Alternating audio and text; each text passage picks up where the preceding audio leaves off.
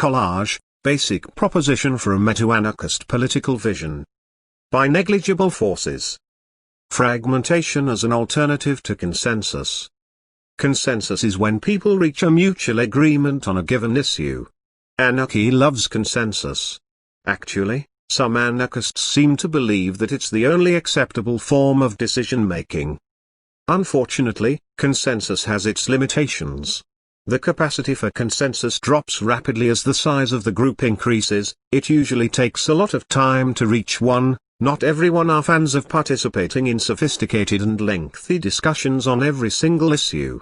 Those are all usual objections to anarchism, and arguments for top-down governments. That is, states. States rely on the principle of one-for-all decisions. They claim it as an inevitable consequence of large-scale organization, because it's not like an actual consensus can be reached between millions of people, right? But you don't need a consensus for millions of people. Sometimes, though arguably so, there is an actual necessity to enact a decision that has to be shared by a group of people this large. Perhaps, some kind of an issue of planetary scale, akin to climate change. However, this happens drastically less often than the state strives to present. There are far less groups that actually require a commonly shared decision. The state operates in this manner not because of some natural necessity, and not because it has the best interests of society in mind, but to impose a type of governance that is more convenient for the state itself. Unified systems are far more compatible with centralized governance. Being used to this approach to decision-making as the natural one, some of us may unconsciously transfer it onto our ideas of a freer society. That's kinda what happened to representative democracy. All residents of the country are obliged to express the enormous aggregate of its collective will through the bottleneck of a single ruler, a single set of rules, a single voting act. Although some things have changed, the structure of governance remained similar to that of a monarchy. No wonder this kind of democracy appears hardly functional to some people. If convenience for society, rather than convenience for top-down governments, is a priority for us, another type of decision-making comes to the forefront. Fragmentation. What's that? It's a type of decision-making which implies that different people should be able to enact different decisions regarding how they want to live, and how they want to organize their habitat. It also implies that their coexistence can be coordinated within prescriptions of mutually shared protocols. The principle of fragmentation is highly prominent in the open-source software industry, known there as forking. But can we apply it to political organization? Let's look at examples. Residents of a neighborhood disagree on whether a road must be built in the place of a local garden. To resolve this dispute, one could use conflict resolution techniques, reconcile both sides and achieve consensus on the basis of a compromise. One could also find new, non-trivial solutions which would satisfy everyone. If there are no resources for such luxury, perhaps, act in accordance with the opinion of the majority. But no matter what type of method we apply here, this would still remain a one-for-all solution. In this particular case, technologies of our time leave us with no alternative approaches to this problem. So, here fragmentation is inapplicable. Here's another example. Residents of a town believe that publicly smoking weed is harmful to everyone in that town. Residents of another town believe that publicly smoking weed is harmless, and maybe even beneficial to the smokers. Now, you can fragment the decisions at the regional level. Weed haters can prohibit smoking in their town, and weed lovers can allow it in theirs.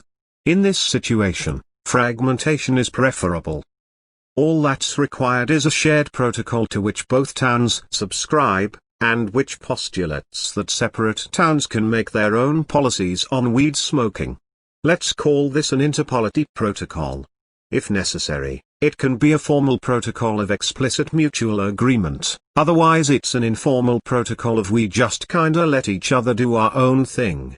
It's the agree to disagree principle but applied to actual political organization. Now, in some countries, a similar system of decisional fragmentation already exists, relying on high degree of regional autonomy. but it is confined by strict borders of states or regions. It is still subject to central authority. It responds very poorly to the shifts of opinions of local residents. Whereas fragmentation can take place to a practically infinite degree, all the way to individuals, or even sub-personalities. It can allow for much more dynamic and adaptive political organization, converting on-the-spot decisions into societally recognized ones almost in real time. That is what's called free flow of desire in Deleuzian jargon. On the other hand, the idea that a large group has to partake in a single uniform decision implies suppression of some portion of people with differing interests, for example with differing desire. This is usually followed by delegitimization of those interests with a variety of justifications: they're non-citizen, they're unpatriotic, they're privileged, etc. Dictatorship of the few, rule by the majority, and consensus are all different methods of coordination within a single architecture of a cohesive decision-making network. Consensus is, of course, the most anarchist option within this particular architecture. But it is possible to invent anarchist methods of decision-making on the basis of different architecture. For example, networks with high degree of fragmentation. In those kind of networks, tightly interconnected areas, one may call them assemblages by Deleuzian terminology, are intermitted by loosely connected gaps between different areas, assemblages. As a matter of fact, the technology of consensus in a large anarchist society could function only alongside the technology of fragmentation. In fully connected areas, assemblages, consensus is most likely to occur. Those areas, assemblages, could be communities of people with similar values, as well as self-sovereign individuals. The fact that there are gaps of lesser cohesion between those areas, assemblages, allows every area, assemblage to choose its own paths of existence and development. Virtual polities and the collage. What would be the most effective political framework for fragmentation? I'm not sure there can be a decisive answer to that question right now, but we can already start trying to outline and implement such a framework. Imagine virtual polities, which act as decentralized law providers for all who wish to use their services. Users of different virtual polities are subject to different sets of restrictions which they themselves deem preferable. They often form localized communities, because it is more convenient to interact with users who have the same providers. But the providers are not subject to strict borders. Virtual polities are not territorial in themselves, although they can condense on certain territories. Somewhere, focal points emerge which gather users only of a particular virtual polity, while elsewhere users of many different systems settle alongside each other. Relations between users of different virtual polities are coordinated by networks of interpolity protocols of varying scale, formal and informal. Virtual polities can exist within other virtual polities, they can be of any size and shape, they can intermingle, intercross, conjoin, dissociate and divaricate. Let's call this system a collage. A meta-anarchist collage, if you want to be particularly precise. A political system of maximized self-determination. It is also a system that is entirely emergent and self-organizing, and with no central authority whatsoever. In other words, it is a confederated system. The collage implies that any kind of communities are possible, including those which misalign with your personal values, including ethno-nationalist enclaves, as well as communes where nationalists are strictly not welcome, as well as resorts for synthetic drug enthusiasts exclusively, or a town for people who want to create a completely functional furry society, or a medieval city with guilds and knighthoods, or a primitivist hunter-gatherer reserve, or whatever society you would like to live in. With that said, we can hypothesize that highly isolated gatherings of think-alike extremists will probably be a rare occurrence in the collage. Although, the possibility for such gatherings will already resolve a huge amount of social tensions. But for most people it'll be probably more preferable and sustainable to live in conservative polities with basic anarchist norms of decentralization and self-governance, plus moderate fragmentation based on minor disagreements. By conservative I mean only preserving some set of values, in this context, anarchist values, and not the values which you associate with that word. The extremist polities, in turn, could serve as political frontiers of consensual courageous experimentation, allowing the collage as a whole to try out new unusual socio-political frameworks. This will allow for non-coercive societal evolution, in contrast to societal evolution as we know it, which happens by violent confrontation between progressive and conservative groups, as well as mutual coercion and struggle for power over others. Now, some leftists call it the dialectical process of history, but I prefer to call it a redundant apparatus of surplus suffering. On the other hand, we can't really predict what the collage will look like. Maybe it will be an infinitely varying smorgasbord of distinct worlds, rather than an assemblage consisting of a conservative core and extremist periphery as described above. Maybe it will be both of those systems existing as neighboring self-sufficient collages. Maybe it will be something entirely unimaginable from today's perspective. In any case, historical determinism is structurally fascistic. Remember, we'll know it only when we get there. Enterprise and forks of freedom. Now, don't mistake this model for simple voluntarism. It's not like we can just get rid of the state and the free market will instantly arrange us into peaceful consensual autonomies. Actually, the global capitalist market in its current form, if met with no resistance, would most likely devour and suppress any attempts at forming a plural meta-anarchist network of autonomies.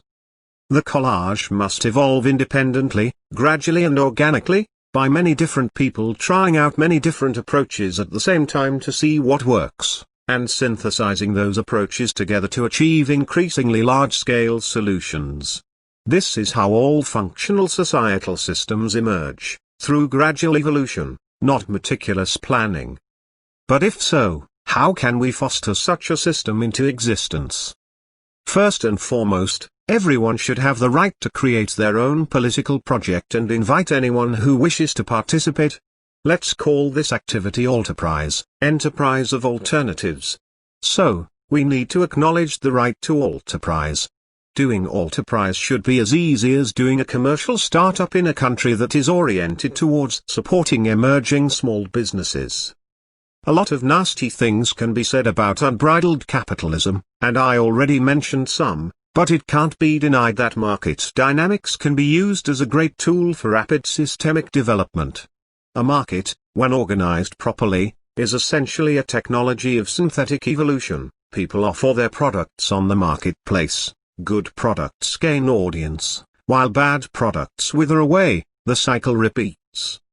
Now, what's defined as a good or a bad product is entirely circumstantial. Also, what the product or its providers gain by attracting audience also varies between different types of markets. In modern capitalist markets, a product's success results in financial gain for its provider and consequent concentration of power in the provider's hands. In a marketplace of organizational systems, the product and its author are rewarded by implementation, as well as investment of personal resources by willing participants.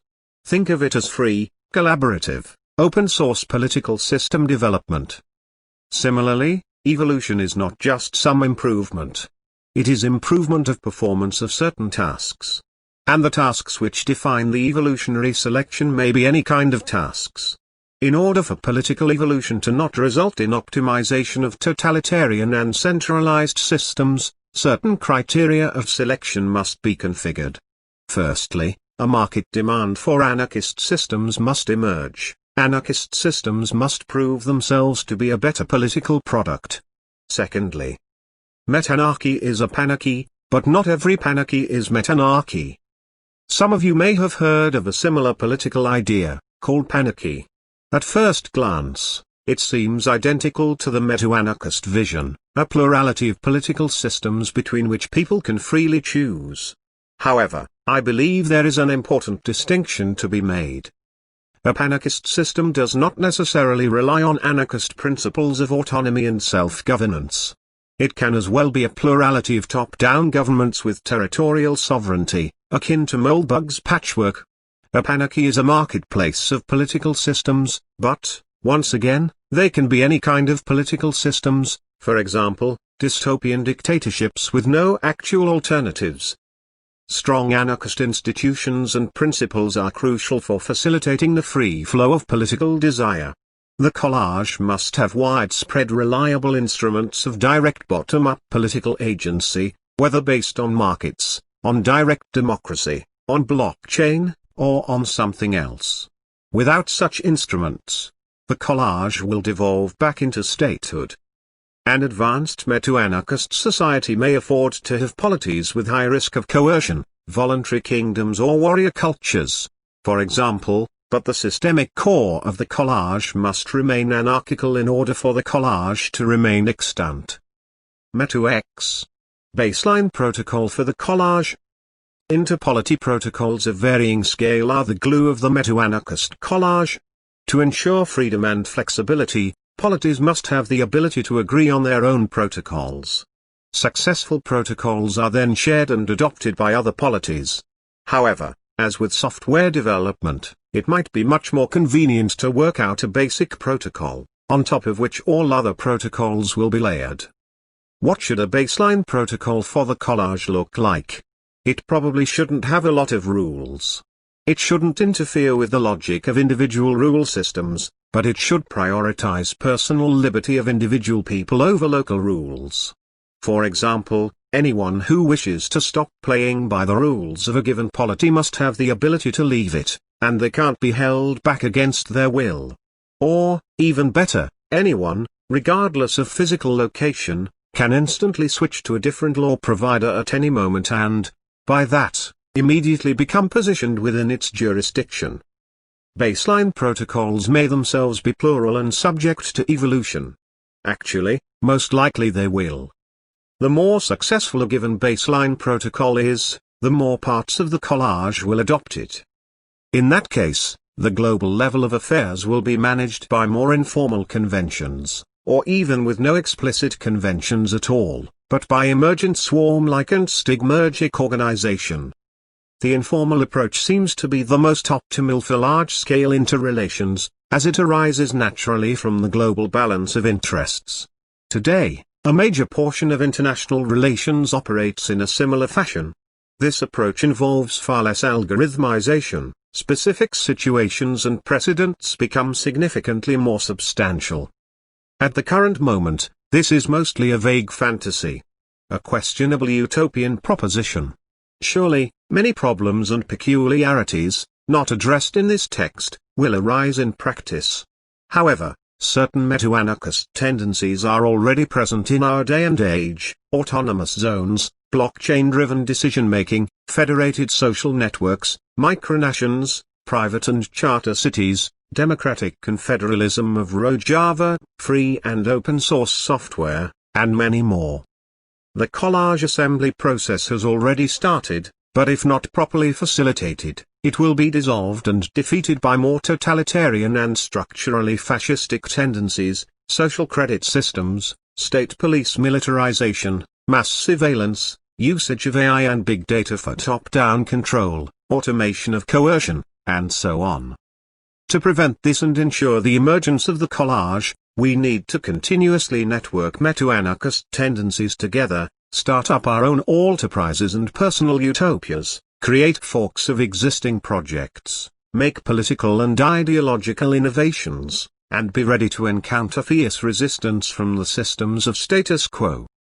If we somehow succeed, we may suddenly find ourselves on a planet that is a flourishing playground of chaotic consensual experimentation and constant exploration of existential possibilities, a world of unimaginable variance and beauty, a world of thousands of ontological frontiers. I'd say such a world would be worth the struggle. We may have born too late to explore the Earth, too early to explore the universe. But we were born just in time to explore socio-political alternatives,